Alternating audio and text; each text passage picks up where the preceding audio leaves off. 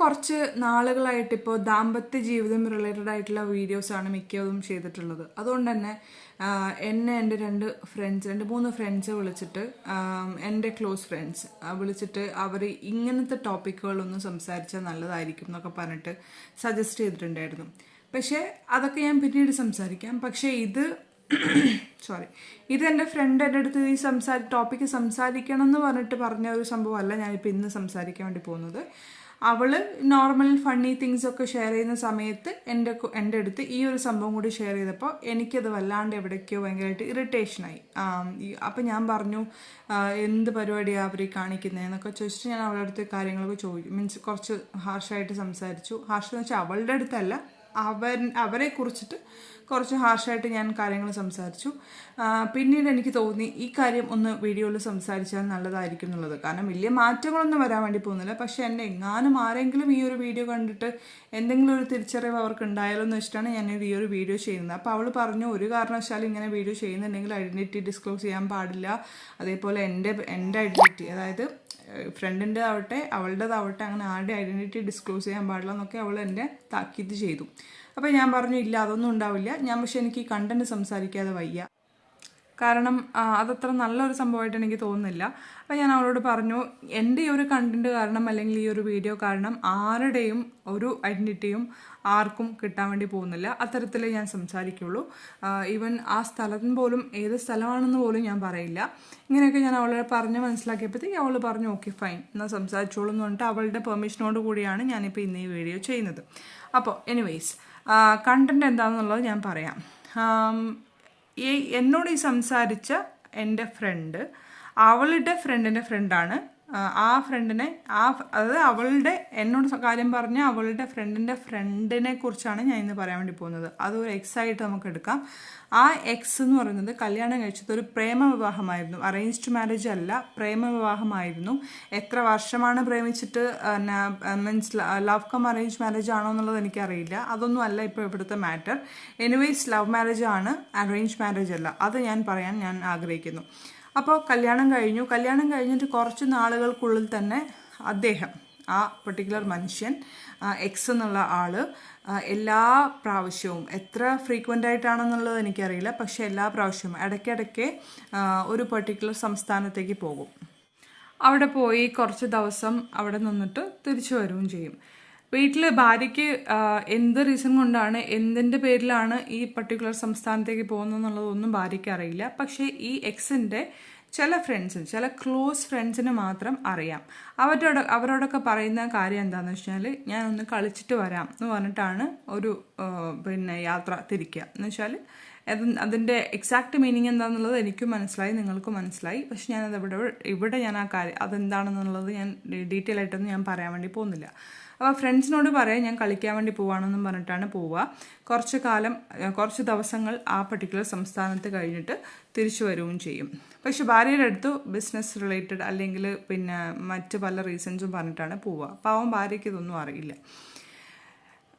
ഈ എക്സ് എന്ന് പറഞ്ഞ ആള് ഇങ്ങനെ ഓരോ കാര്യങ്ങൾ പറയുമ്പോൾ, മീൻസ് ഫ്രണ്ട്സിൻ്റെ അടുത്തൊക്കെ പറയുമ്പോൾ, എക്സ് എന്ന് പറഞ്ഞ ആൾ ചിന്തിക്കുന്നില്ല ഈ ഫ്രണ്ട്സ് ഇനി എത്ര അത് ഹൈഡ് ചെയ്ത് വെച്ച് കഴിഞ്ഞാലും, അല്ലെങ്കിൽ ഇത് നിങ്ങൾ ആരോടും പറയരുതെന്ന് പറഞ്ഞിട്ട് എത്ര ക്ലോസ് ഫ്രണ്ടിൻ്റെ അടുത്താണ് പറഞ്ഞെങ്കിൽ പോലും ഈ എക്സ് ചിന്തിക്കുന്നില്ല ഈ ക്ലോസ് ഫ്രണ്ട് അവരുടെ ക്ലോസ് ഫ്രണ്ടിൻ്റെ അടുത്ത് പറഞ്ഞ്, അവരുടെ ക്ലോസ് ഫ്രണ്ട് മറ്റേ അടുത്ത് പറഞ്ഞ്, അങ്ങനെ പറഞ്ഞ് ഇത് നാട്ടിൽ പാട്ടാവും എന്നുള്ളത്.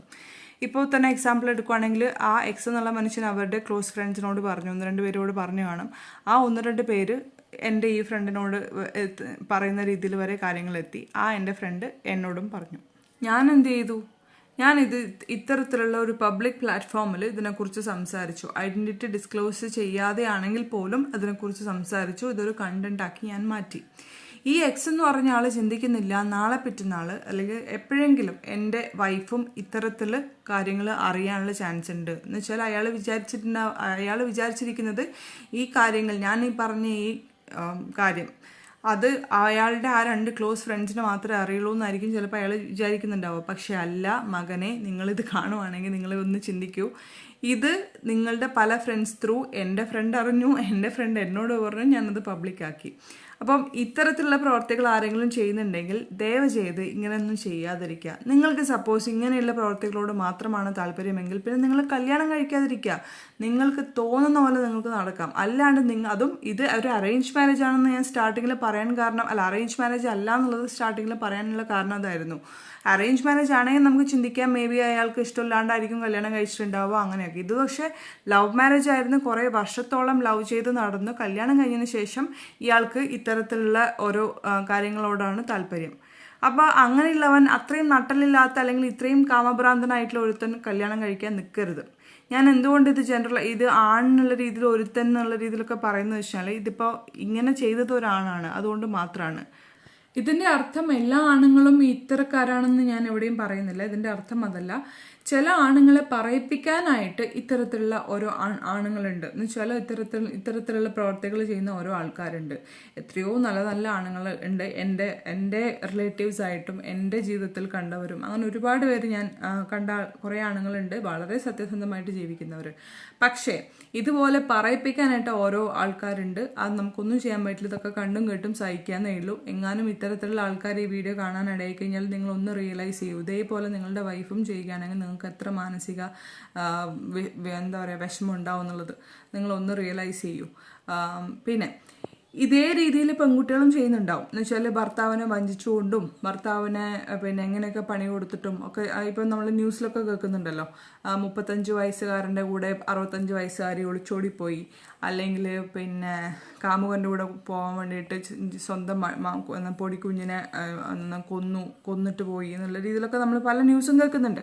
അപ്പോൾ ഇതൊന്നും പുതിയതല്ല. പക്ഷെ എന്നാൽ പോലും എൻ്റെ ചെവിയിൽ ഇത് കേട്ടപ്പോഴത്തേക്ക് എനിക്കെന്തോ അതും ഒരു ആണിങ്ങനെ ചെയ്തു എന്ന് കേട്ടപ്പോൾ ഇതെനിക്കൊന്നും പറയണം തോന്നി. അതുകൊണ്ടാണ് പറയുന്നത്. ഞാൻ മൊത്തം ആണുങ്ങളെയും ഞാൻ അടച്ചാക്ഷേപിക്കുകയല്ല ചെയ്യുന്നത്. അത് ഞാൻ എടുത്തു പറയാൻ ആഗ്രഹിക്കുന്നു. കാരണം ഞാൻ ചെയ്യുന്ന പല വീഡിയോസും ഞാൻ ഉദ്ദേശിച്ച രീതിയിലല്ല മിക്കവാറും ആൾക്കാർ ഏറ്റെടുക്കുന്നെന്നുള്ളത് മനസ്സിലാക്കുന്നു. അതുകൊണ്ട് തന്നെയാണ് ഞാനിങ്ങനെ റിപ്പീറ്റഡ് ആയിട്ട് ഈ കാര്യം പറഞ്ഞുകൊണ്ടിരിക്കുന്നത്. ഇനി എന്തായാലും ആ എക്സിനെ കുറിച്ചിട്ട് ഒന്ന് സംസാരിക്കാം. അതായത് ആ എക്സ് ഞാൻ പറഞ്ഞ പോലെ ഇത്തരത്തിലുള്ള കളികളിൽ ഏർപ്പെടുന്നു. കല്യാണത്തിന് ശേഷവും അതിന് വേണ്ടിയിട്ട് വീട് വിട്ടിട്ട് കുറച്ച് ദിവസങ്ങൾ മാറി നിൽക്കുന്നു. ഇതൊന്നും ഭാര്യ അറിയുന്നില്ല, വീണ്ടും ഫ്രണ്ട്സ് മാത്രം അറിയുന്നു. പക്ഷെ അയാൾ ചിന്തിക്കുന്നില്ല, ഞാൻ നേരത്തെ പറഞ്ഞ പോലെ തന്നെ അയാൾ ചിന്തിക്കുന്നില്ല ഒരിക്കലും അയാൾ പിടിക്കപ്പെടുന്നുള്ളത്. പക്ഷെ ആ പിടിക്കപ്പെടുന്ന ദിവസം ആ ഭാര്യയുടെ മാനസികാവസ്ഥ ഒന്ന് ആലോചിച്ച് നോക്ക്. കാരണം അയാളുമായിട്ട് യാതൊരുവിധ ബന്ധമില്ലാഞ്ഞിട്ട് പോലും എനിക്ക് ആ ഒരു പെയിൻ മനസ്സിലാവുന്നുണ്ട്. ഞാനൊരു ഭാര്യ എന്ന നിലയിലും മൊത്തത്തിൽ എനിക്ക് ആ ഒരു പെയിൻ മനസ്സിലാവുന്നുണ്ട്. പക്ഷെ അയാൾ ഒരിക്കലും അത് തെറ്റാണെന്ന് അയാൾക്ക് റിയലൈസ് ചെയ്യാൻ പറ്റുമെന്നൊന്നും എനിക്കറിയില്ല. പക്ഷെ എന്നാലും നിങ്ങൾ ഈ വീഡിയോ കാണുന്നുണ്ടെങ്കിൽ പ്ലീസ് റിയലൈസ്, അത് വല്ലാത്തൊരു തെറ്റ് തന്നെയാണ്. അത് ഒരിക്കലും ഒരു ഭാര്യയ്ക്കും, നിങ്ങളെ മനസ്സറിഞ്ഞ് സ്നേഹിക്കുന്ന ഒരു ഭാര്യയ്ക്കും അത് അക്സെപ്റ്റ് ചെയ്യാൻ പറ്റില്ല. അത് വല്ലാണ്ട് ഹൃദയം തകർക്കുന്ന പോലത്തെ ഒരു പെയിൻ ആയിരിക്കും അത്. അപ്പോൾ ഇത്രയേ ഉള്ളൂ.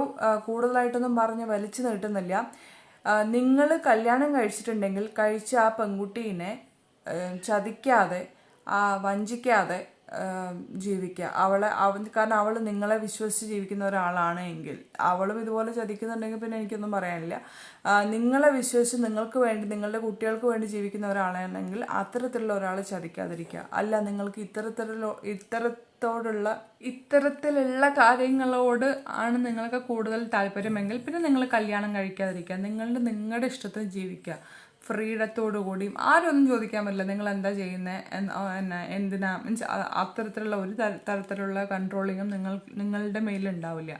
അപ്പോൾ അതുകൊണ്ട് ഞാൻ പറഞ്ഞ പോലെ ഈ 2 കാര്യങ്ങൾ ശ്രദ്ധിക്കുക. Please try to be genuine with your spouse. അത് പെണ്ണായാലും ആണായാലും. ഇതാണ് എനിക്ക് പറയാനുള്ള എൻ്റെ ഇന്നത്തെ ഒപ്പീനിയൻ. അപ്പോൾ ഇത്രയേ ഉള്ളൂ. എന്തായാലും ഞാൻ ഈ പറഞ്ഞ കാര്യങ്ങൾ ഒന്ന് മനസ്സിൽ വെക്കുക. തരാം.